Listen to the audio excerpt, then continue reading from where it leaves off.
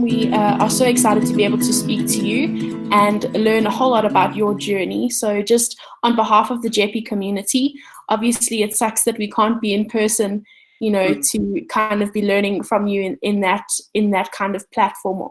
And a lot of our boys are missing the activities that they do after hours. So we really, really appreciate the opportunity to chat to you and learn a whole lot from you. Great. Thanks for having me. And I hope what I say will be insightful. I'm sure it will. So I'm going to ask a few questions, and then while we are talking, people are welcome to put questions that they may have into the chat section. And then right at the end, we'll take some questions if you're good with that. Yeah, 100%. Awesome. Cool. So first question from me is, you attended St. Stephen's Boys College and you achieved very, very highly in both sport and cultural spheres, including winning the best trophy for best actor, in drama, and being vice captain of the first hockey team. Did you find it quite easy to balance your love for both sport and drama at school? Or did you find that it was easier to express yourself in one more so than another? I wouldn't say it was easy. It was difficult. To be in love with both hockey and drama was difficult. It meant that I did want to spend a lot of time in both. And so, yeah, it definitely was tough, and it took up a lot of my time. I ended up playing provincial hockey as well. So I was playing hockey and doing drama 7 days a week. So it was a lot of time, but I do think it was very beneficial for me. I'd say actually, even the hockey actually benefited me in drama later in life when I started dancing, just because it gave me an idea of how to use my body, how to stretch, how to stay fit, how to avoid injury, those kinds of things. So I do think playing hockey and doing drama at the same time was actually very beneficial. And if someone is wanting to make the choice between the two, if you can do both, go for it. But I'd say if you are wanting to pursue a career in acting or in drama, something drama related, then drama should be the priority. And I think you will find that you will be able to express yourself more freely in drama. That is exactly what drama is about. It's about expressing yourself freely. Awesome. I'm so glad that you are an advocate for both the balance of sport and culture. And I know that is not an easy balance to achieve. Both require quite a lot of your time and your commitment. So I'm really, really glad to hear that you're an advocate and still, in hindsight, would encourage boys to stay involved in both. Absolutely, yeah. So kind of a two-part question here. What did you want to be when you were growing up?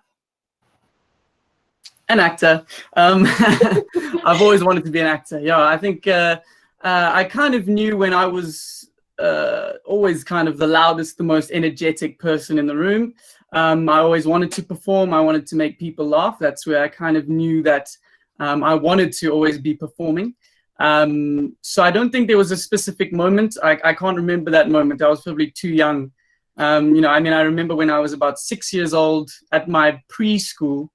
If I would even, I don't know, play school even, I don't know. We had a little drama production and I was a gorilla. And I was, one of the craziest gorillas I think anyone ever saw at that little preschool. It was quite crazy.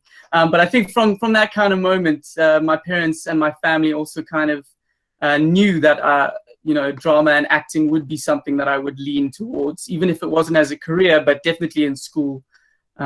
So yeah, always wanted to be an actor. So there was just the thing from when you were young that, it's just part of my personality. I think I'm a performer. Yeah. Absolutely. I mean, I wanted to be Jim Carrey, so how's that going for you? Very well. Haven't actualized 100% yet, but yeah. I think it's great that you were able to achieve something that you've wanted for so long, because I think kids kind of shuffle through so many different dreams, and I think it's so exciting that you've pursued this and you've made such a success out of what was a childhood dream. Thank you. Yeah, I'm very lucky. I'm very lucky that I've been able to. Many people aren't able to actually kind of pursue their dreams and end up making their dreams their job. So I'm very lucky and very grateful for that. Yeah. It's the coolest thing. And I'll share a bit of a personal story here. I'll never forget the first time I met Mark. We were doing a joint class for physical theatre, and I think I was in third year and you were in second, something along those lines. And I felt very confident. I was actually probably quite cocky. And I'll never forget the moment that I saw Mark move. And he can quite literally fly, guys. I'm not lying. We'll show you a photo of his abilities now. But when I saw what you could do, I just kind of thought to myself, this guy's going places. Like, Mr. Gittins will put up a picture now that I'm talking about. You can see Mark there literally flying above everyone else. And Mark, I think it's absolutely incredible what you've done. So I just want to ask you, for those of us out there who don't know what physical theatre is, how would you define it? Good question. Physical theatre is a very broad term. Basically, it describes telling a story through your body. So physically telling a story, expressing yourself physically, but that could be anything from dance all the way over to mime, a typical French mime, white face, white gloves, red lipstick, French hat. So the physical theatre I tend towards is more on the dance side, but less of an upright kind of balletic dance and more of a floor work, throwing yourself around, cartwheels, and that kind of photo kind of dance. So yeah, essentially physical theatre is quite a broad thing, which does mean that you can explore lots of different avenues of physical theatre and still call it physical theatre. Yeah. It's quite nice that it is an umbrella term like that. And I think it offers learners quite, particularly in our curriculum, a lot of freedom to create, very creative pieces. And absolutely, yeah, it's a part that I love. I can't really teach it as well as I would have been able to a few years ago. Sure you can. I'm sure you can. Just being modest. No, trust me, my body doesn't do the things that it used to. But it's absolutely amazing. It's an incredible part of theatre. And I know you said it's not quite an upright balletic kind of performance, but I know that, your training through Bailey Snyman had you doing various types of dance as part of, getting your body ready. And I know following your Instagram that you do quite a few crazy acrobatic things to kind of intensify that flexibility. What is your favorite thing about physical theatre? My word. I love being upside down.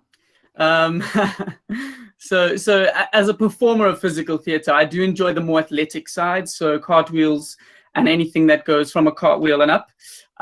In terms of a more academic approach to physical theatre, I'd say it can kind of transcend languages. I think that's the biggest thing that I love about physical theatre, is that I can perform it anywhere in the world because not a word is spoken. So the entire audience could be fluent in Spanish, not know a word of English, but they can understand what's happening in the show because I'm expressing myself physically, and we all have an understanding of physicality and how it works. So I think that is the greatest part of physical theatre. It's like sport in a way. I don't know why I keep coming back to sport, but sport is a universal thing. It's a thing that everyone can understand regardless of their spoken language. So I think that is what makes physical theatre special compared to other forms of theatre. Yeah. I love that you brought it back to sport, but it is absolutely, it's a unifying thing. I think you mentioned, if a whole audience speaks Spanish, it doesn't actually matter. I always worried, watching physical theatre, I was like, but did I get it? And I think that's one of the fun parts of it as well, is it's so open to that reciprocal relationship between the actor and audience. And I think that's one of the beautiful things, about theatre, is that each person's experience is so unique. 100%, yeah, completely agree. People can walk away with different meanings for the show and still enjoy it, yeah. Congratulations, by the way, for Burn, which is your 2015 to 2017, am I right, running production? Yeah. Which was recently recognized, and I think that's incredible, by Dance Magazine. Please correct me if I'm wrong. Yes, yeah. So we made a dance film, which was based on Burn, and so yeah, that was pretty cool. That Dance Magazine included it as their video of the month, which was really cool. Yeah. Yeah, especially during this time, I think all the exposure that you can get is absolutely phenomenal. Absolutely. Especially online. That's all we have at the moment. Yeah. Yes, changing the face of how we perform these days. Indeed. Yeah. um, Getting to how you kind of got into becoming an actor, you've performed in a variety of different productions while at varsity and as a professional. Could you take us through some of your highlights in the early days of establishing yourself as a performer? Yeah, I mean, look, we were, when I say we, it's me and a colleague of mine who started a little theatre company. We already started kind of making stuff when we were still at university. So when we were in our final year at Wits, we went to perform at the National Arts Festival in Grahamstown. So that was a huge highlight because it was our first big professional kind of thing, even though we weren't professionals and we kind of had to learn on the job, as it were. So that was incredible. But another early day highlight was 2016. We just decided to try and apply to residencies all over the world. And funny enough, some people actually accepted us. And so we went over to Iceland, to a tiny fishing village in West Iceland, for 2 months in the middle of winter, where there was 20 hours of darkness every day, to create a dance work and to make mime and stuff like that. So it's those kind of things that actually shape who you are as a performer, as an artist, but even as a person. You know, that's influenced my life ever since then. So a lot of the highlights that come from a career in performing arts and in drama are travels. I have found in my experience, especially in the early days, even just traveling down to Grahamstown or traveling up to Pretoria to perform over there.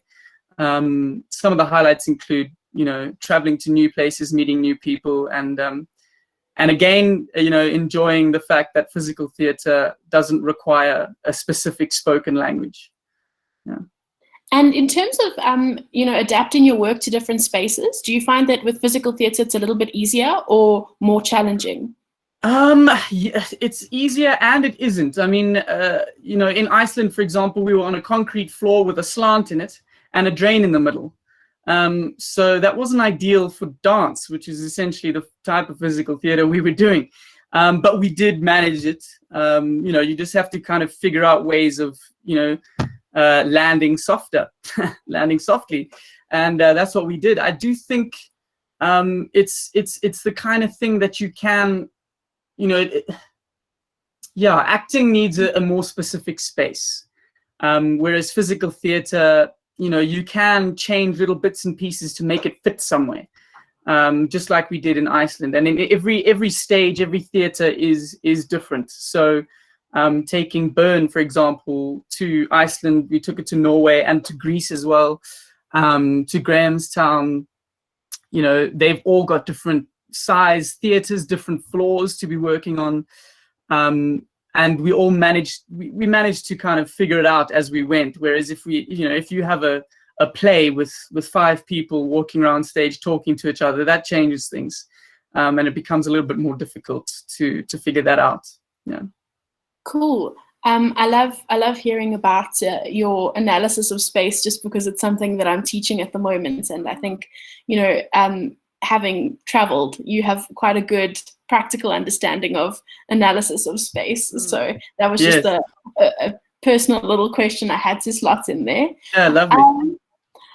To the next question, yourself and Daniel Geddes, who are co-founders of Liquid Fusion Theatre Company, have worked very closely together, and you guys have created some dynamic, hilarious, poignant work. And I know that you've worked as a director, a writer, and a performer. Is there any role that you prefer in particular? Sure. Look, I think my first and foremost, I love acting.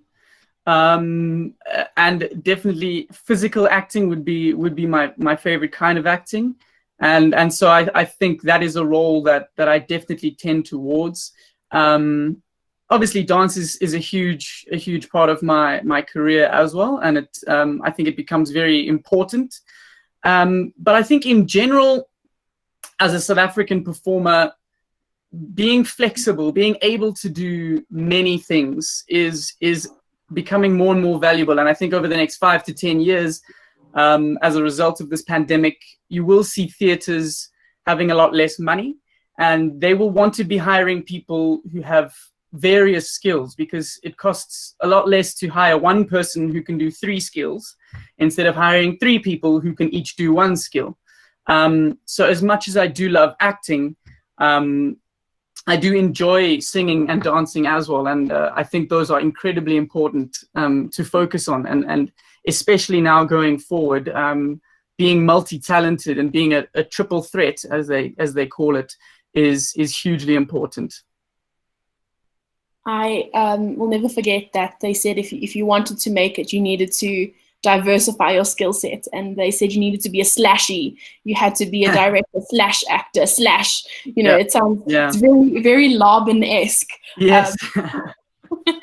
So I think it's amazing that you're able to do all. And you guys, I mean, I will never forget watching Naked Knitting in Grahamstown. Yes. And I would love to see something like that again. And I think with the whole pandemic, I'm sure you guys would be able to come up with some really interesting content. Yes. Would you ever look at doing something like that again, or does that completely depend on your international tour?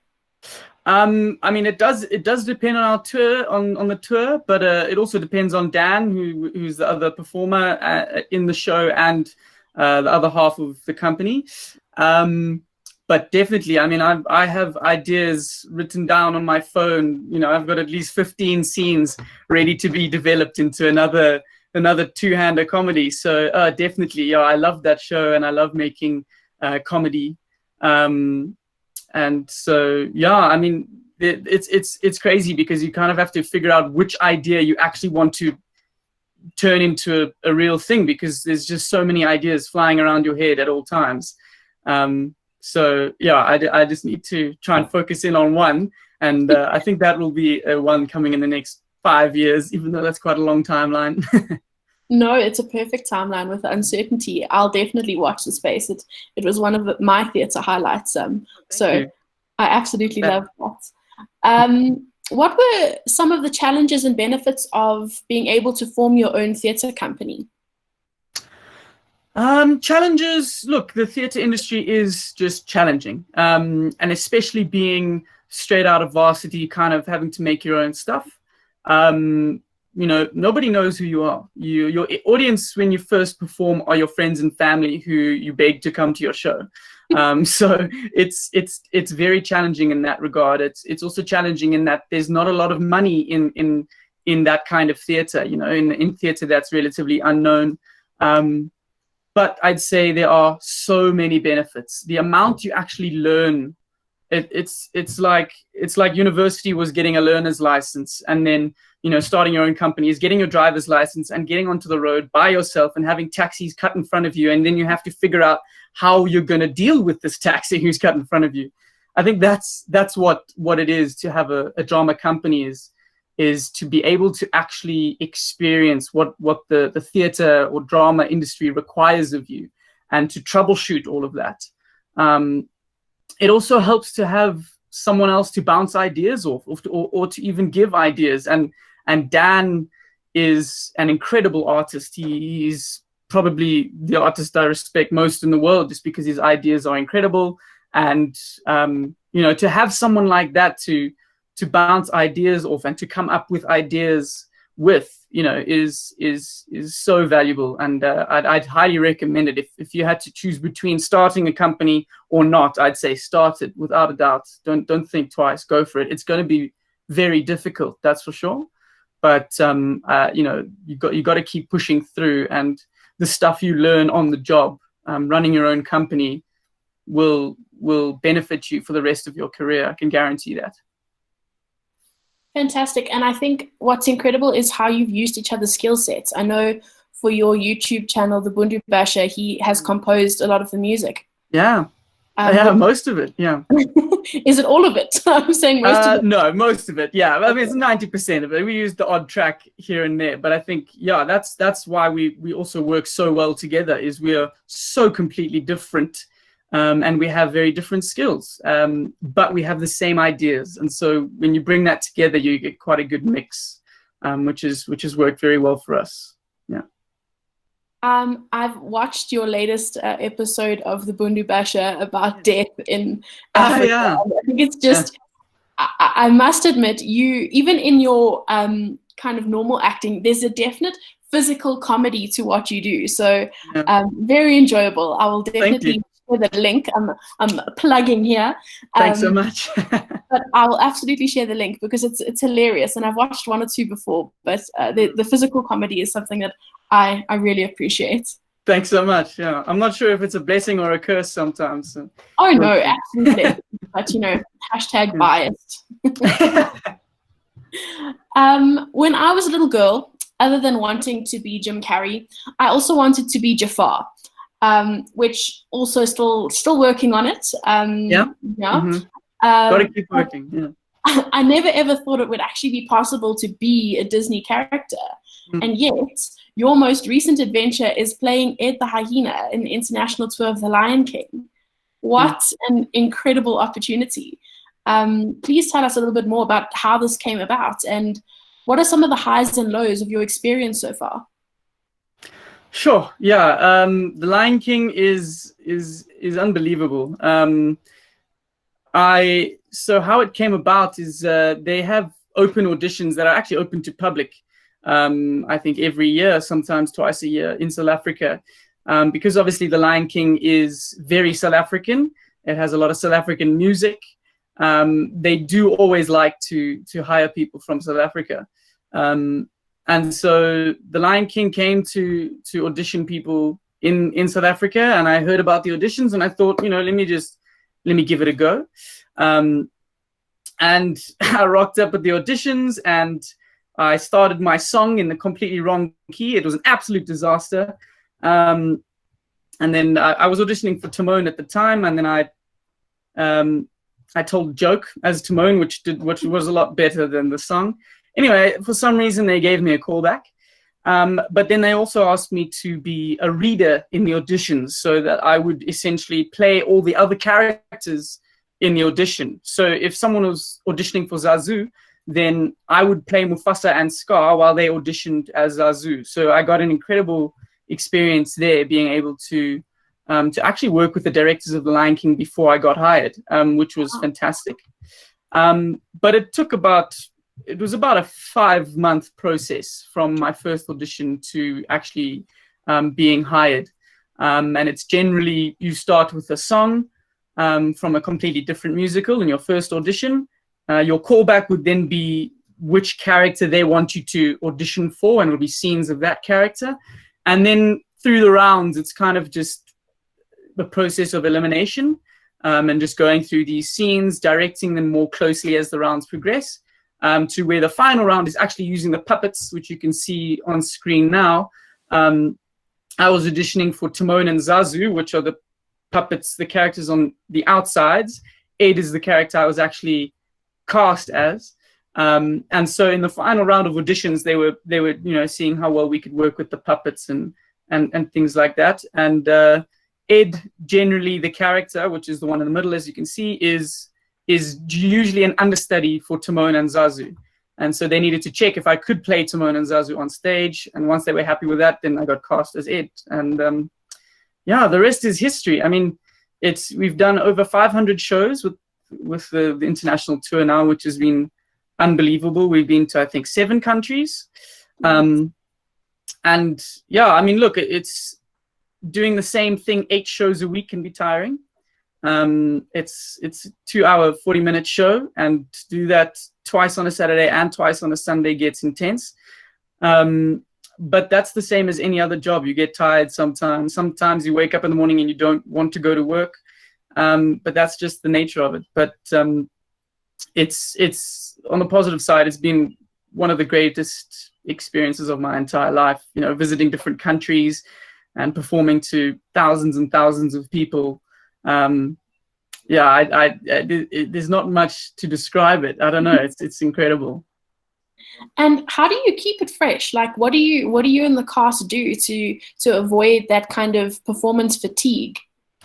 It all comes down to focus. Because we've been doing exactly the same thing, word for word, exactly the same position by the half meter. And it comes down to, before every show, preparing and going, okay, I'm doing the show now for someone in the audience who's never seen it before. Even though I've done it 500 times, they've never seen it. So they deserve to see exactly what everyone else has seen. And so that requires a lot of focus. So I think it's just about, before every show, focusing in and forgetting about the rest of the world for those 3 hours, call it an hour before the show as well. And just really focusing on your character again, and producing a performance that the audience deserves to see. It's an incredible responsibility, hey? Absolutely, yeah. I mean, it's a massive picture thing. But there was another question I was going to ask you related. Did you find it difficult being away from family and friends for so long, or is the cast like your family and your friends now? A bit of both, yeah. I mean, the cast, you really do become a bit like a family. They're the people that you spend 7 days a week with. So, they are like your family. It can be a bit much at some time, at some points, but you do end up relying on them a lot. But definitely, it's difficult living out of a suitcase, and every 2 months you have to kind of move your entire life from one place to another. And the new place is, for example, South Korea, where the main language is Korean, not English. So you have to get a new SIM card, you have to figure out where to go buy groceries, and those kinds of things can be difficult. But it's an experience that you'll value for the rest of your life. And I am lucky that in our breaks on tour, I come back to family and I can see my friends and everything like that. So we're lucky. It's too cool. I think you're like this person. Thank you. Which is your favorite character to play? Because I know that you've covered the others, but just out of interest. Timon is my dream role. I've always dreamt of playing Timon. I think he's hilarious, and he is such a pleasure to play. I've wanted to play him for maybe, since I saw The Lion King in 2007 in South Africa. He's been the dream, and I'm so lucky that I've actually played him about 10 shows as Timon in Korea. So it really is a privilege. But even to play Ed, to play Ed in The Lion King is still just, it's such a privilege, really.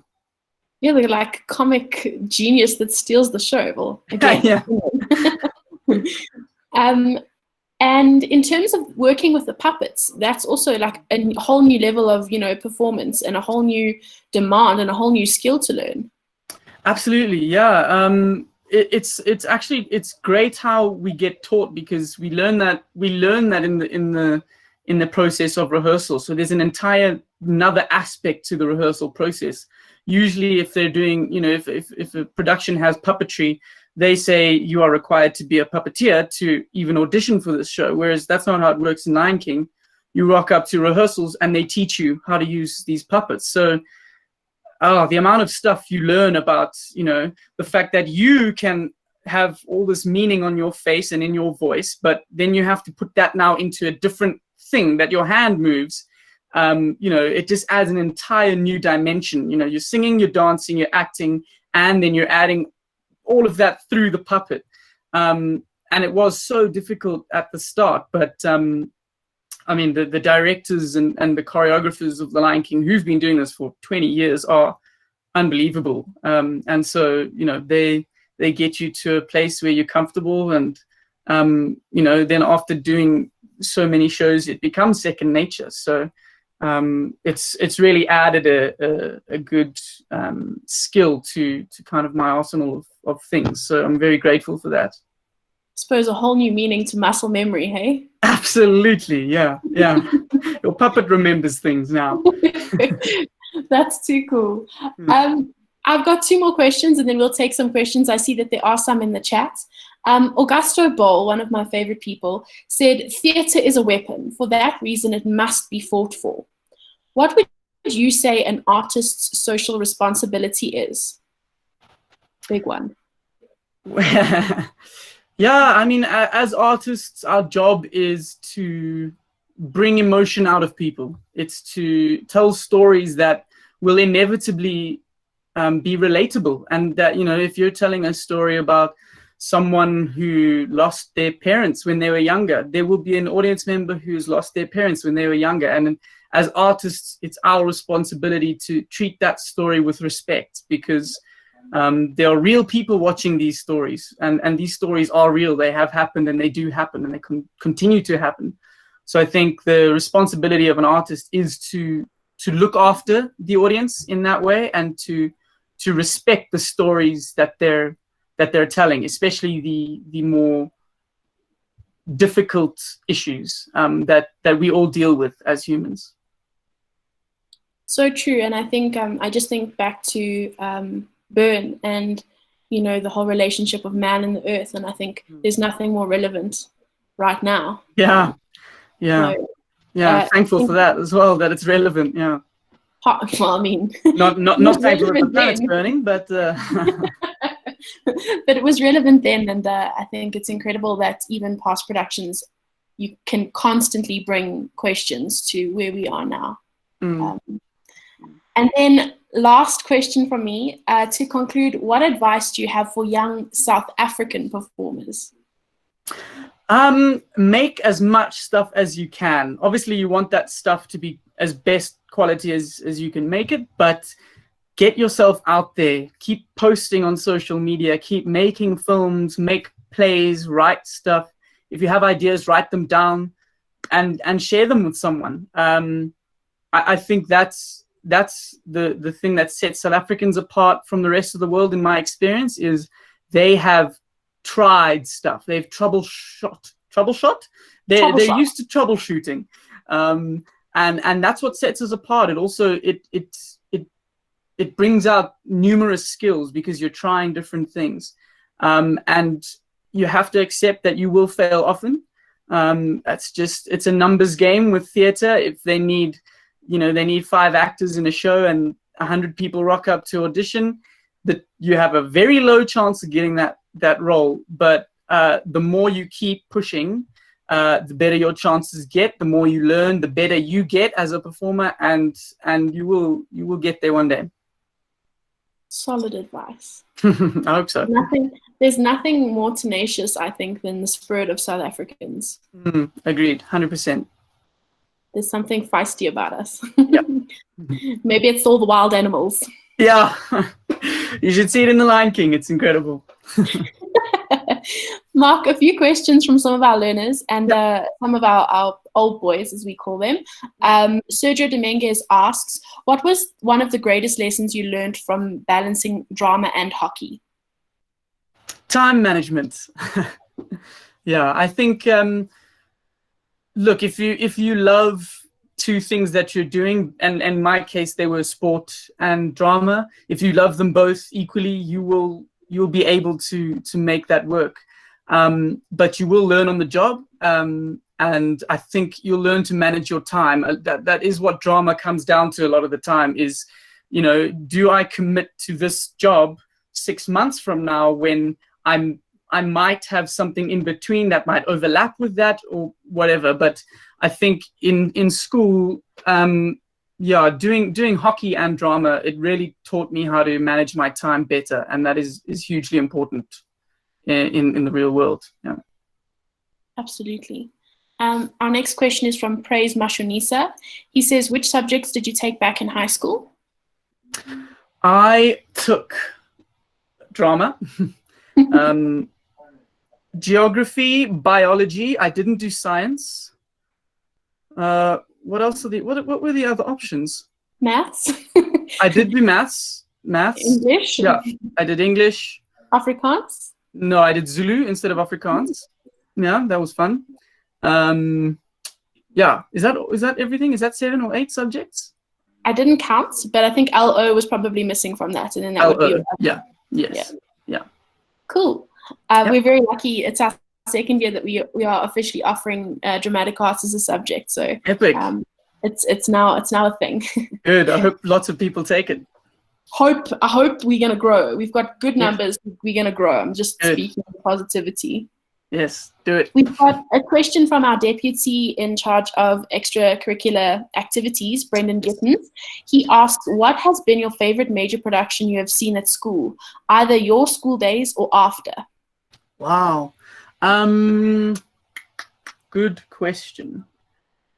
I don't know if I'm biased about this one, but my younger brother was in a production of Oedipus at St. Stithians, also probably biased because I went to that school. But they did a very interesting take on it. It was a modernized version of Oedipus, and it was almost made for younger people in a way. Oedipus is kind of a very heavy story, but they managed to kind of make it relevant for teenagers. I found that really interesting. And I also think I'm possibly biased because my 4th year honors research project was based on Oedipus. So so Oedipus is an incredible piece of theatrical mastery. I really enjoyed Oedipus at Saints. It's very, I mean, as you said, they've made it relevant to teenagers. I think that's any director's biggest, stumbling point is how on earth. I would love to do like a post-apocalyptic Oedipus, but I haven't wrapped my brain around that yet. We've got Jason Dickinson, who asks, if you could star in any Broadway production, what would it be and which character would you like to play? Timon in The Lion King on Broadway. Timon, it has been my dream forever, and it's great to be on the international tour, and I love it. But Broadway it's Broadway. It's the top, and so to get there would be like a dream come true. I would absolutely love it. I would love to be in Dear Evan Hansen. I don't know if I have the voice to play the lead of that, but I'd love to be in that show as well. So I'd say Timon and Lion King is number 1, and Dear Evan Hansen would be number 2 for sure. But I mean, I'd take anything on Broadway. Beggars can't be choosers. No, exactly. It's incredible. Yeah. We have a question from Bayana Dwacha, who says, before breaking into the industry, what was the best advice you received and from who? Sure. We got so much advice. I can tell you the advice that I didn't need and that I discarded first, which was that, it's going to be difficult and you're going to hate your life, and it's, don't even bother with drama. And, I think those negative comments are just wrong. It's not like that. It is difficult, but so is every other job when you're first starting out. Theatre is going to be difficult, and it is financially really rough to start off.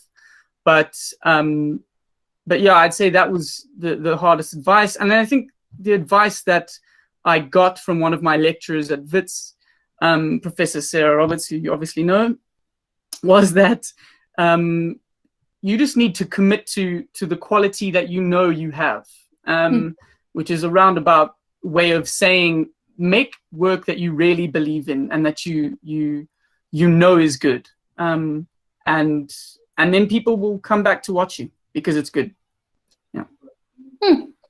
Sarah Roberts. Sarah. Kevin Newton asks, how has theatre affected the way you communicate in day-to-day life? Good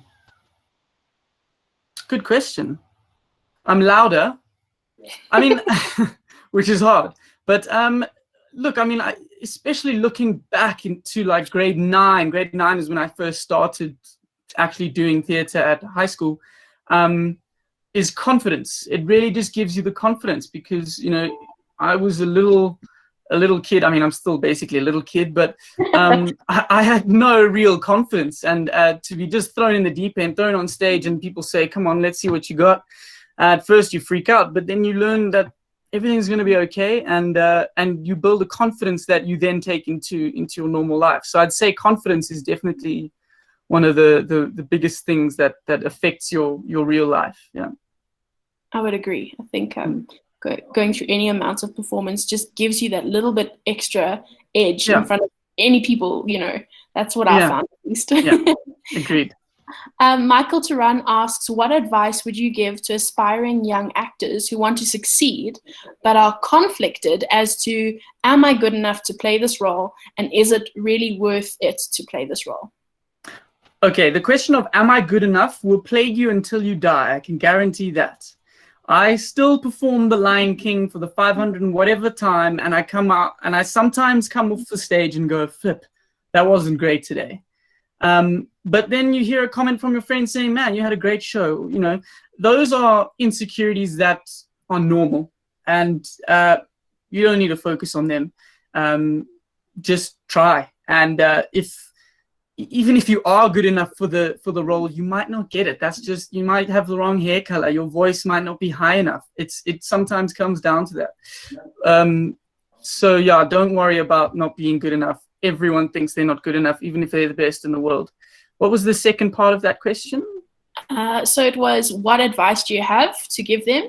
And am I good enough to play the role? And is it really worth it? Yes, it's worth it. My advice would be, as I've kind of said already, basically try as much as you can. Put feelers out everywhere, make stuff, focus on quality, and if people enjoy it, they'll come back. And if you believe in it, they'll enjoy it. 100%, couldn't have said it better.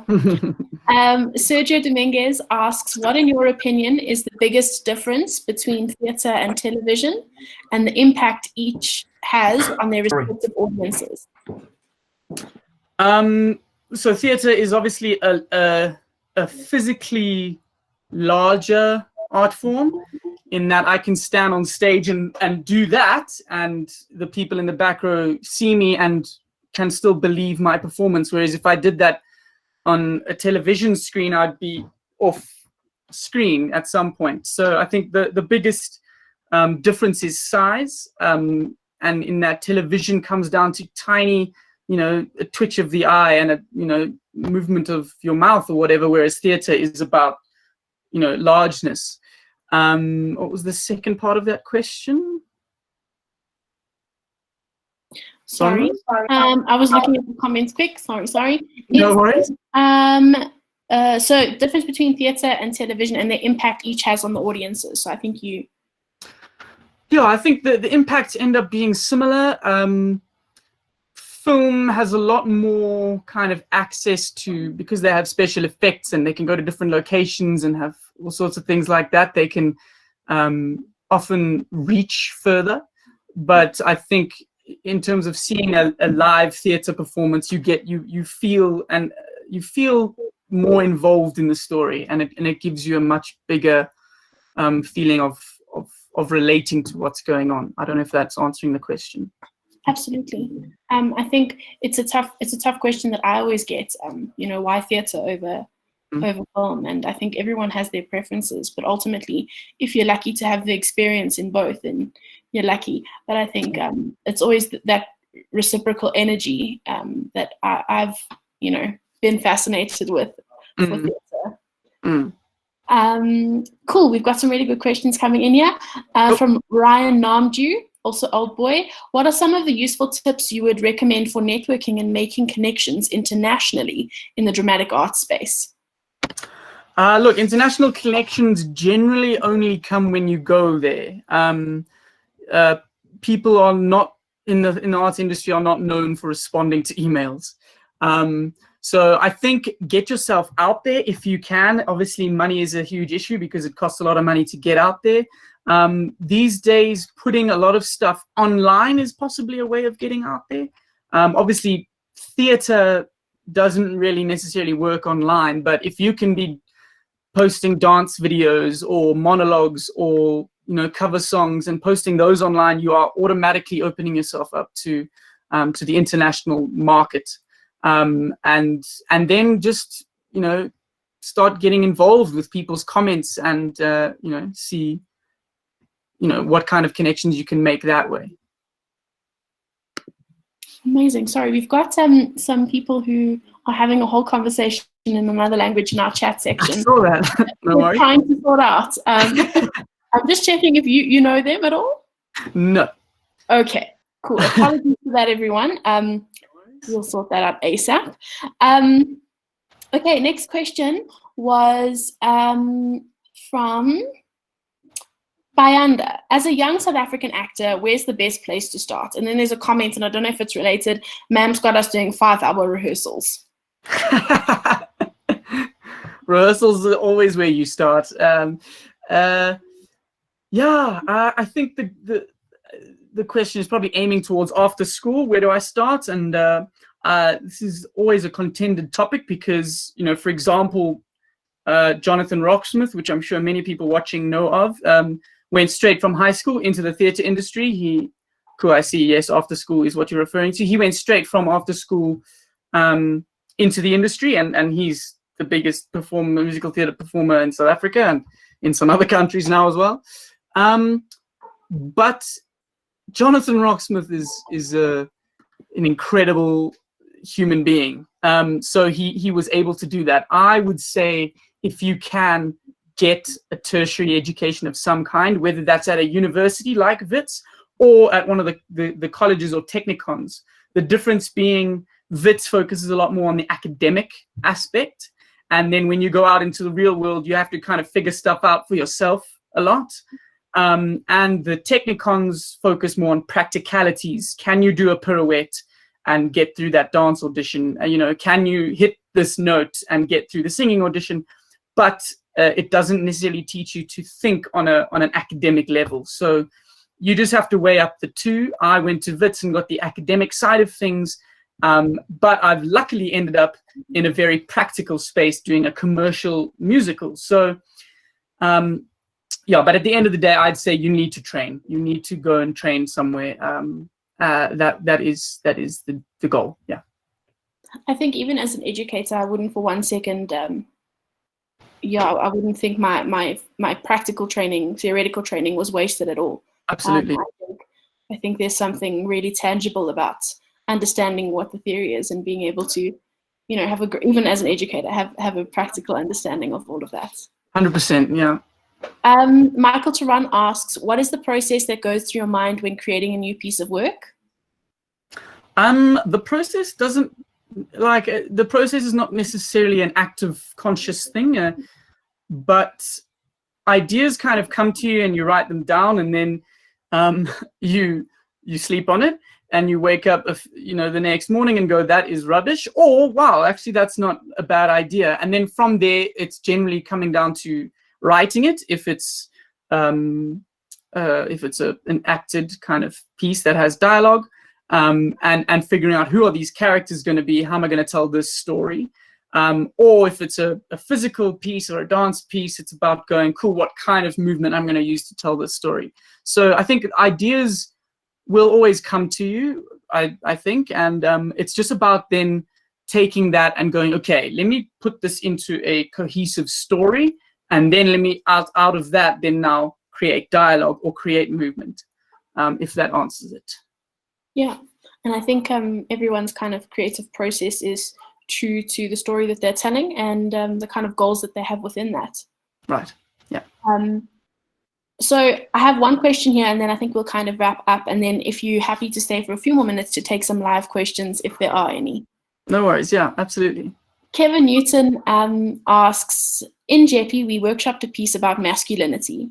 Right. How have you dealt with people who have views like theatre is not a man's occupation? I don't know if that question makes sense, is what he wrote. Yeah, no, 100%. I think you deal with people like that the same way you deal with destructive criticism. Constructive criticism is something that is intended to build you up and give you an idea of being better. Destructive criticism is something that is meant not to help you in any way. And I think people saying that theatre is not a man's occupation are people who are intending on degrading you in some way, trying to make you feel like less of a man or something like that. And it is sometimes hard, especially in the beginning, to ignore that. But just remember that the people giving you that impression are generally dealing with some form of insecurity that they want to then impose on you to try and bring you down. And so don't hate them for it, just ignore them. Solid advice. Yeah. Cool. So thank you very much. That's what the questions that we've got in the chat section. So I'll open up to anyone who has questions Great. after this, but just formally to say thank you so much for your time and for sharing your journey with us. It's an incredible journey, and I think there's a lot of hope for anyone who wants to pursue a career in the arts, because I often feel like we are so deterred by the kind of negative opinion that you shared, you know, of what people think a career in the arts is like. And thank you so much for kind of being the person to advocate the positive side of it. No problem. Thank you so much for having me. It's been great to chat with you. Mark, sorry, I'm just going to butt in here, Bron. Just from my side, sorry, my name's Brendan. We never met. It's been a bit of a crazy day. Just want to say thank you so much on behalf of the school and the headmaster, just for giving a little bit back to us. I know the boys who've listened, the staff who listened, would have really enjoyed it. And more important than that, I think there's a lot of boys who will be able to have access to us later on. And a lot of boys dream big, and they don't always get to see examples of where they're going. So thanks so much for that, man. I really, really appreciate it. Thank you. It's an absolute pleasure. Thank you for having me. I really appreciate it.